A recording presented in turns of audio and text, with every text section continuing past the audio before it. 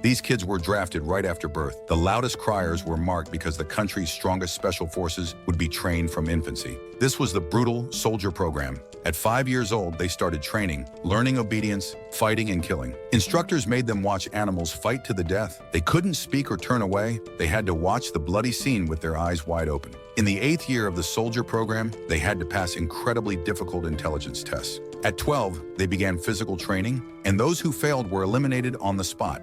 At 16, they officially started military training, becoming expert sharpshooters. They even had to pull the trigger if a hostage was in front of them. After 18 years of brutal training, these boys became cold-blooded war machines, the military's most reliable tools. They carried out secret missions for the Army, showing no mercy even with hostages, fighting from Earth all the way to Mars. They served the military for 30 years, but because they were too old, the Army decided to abandon them. The Army developed stronger special forces through genetic modification. These super soldiers were younger, smarter, and far surpassed the old soldiers in strength and reaction speed. To improve the Army's combat effectiveness, the colonel decided to replace the old soldiers with these super soldiers. But the captain disagreed. He believed the old soldiers were battle-hardened and had more combat experience. The colonel decided to have them compete. The captain sent his top leader, Todd, to face the super soldiers challenge. First was a shooting competition. The new recruits could fire rapidly without moving an inch and had a 99% hit rate. Next was an endurance challenge. To prove the new recruit's strength, the colonel let the old soldier Todd run for 10 minutes, then sent the new recruit to sprint at full speed.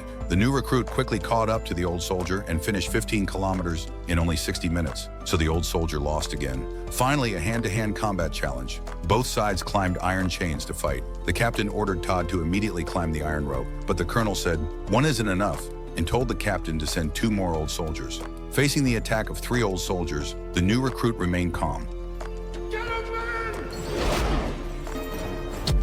With faster reactions and great strength, he quickly dealt with 2 old soldiers. Todd took the opportunity to sneak attack from behind, locking the new recruit in a chokehold and gouging out one of his eyes. But with a complete disadvantage in speed and strength, Todd was ultimately defeated by the opponent, falling from a height and suffering serious injuries, losing consciousness. The captain's 3 strongest old soldiers all lost in the combat competition, and he had to abandon them. Afterward, the colonel announced that the 3 old soldiers died in an accident.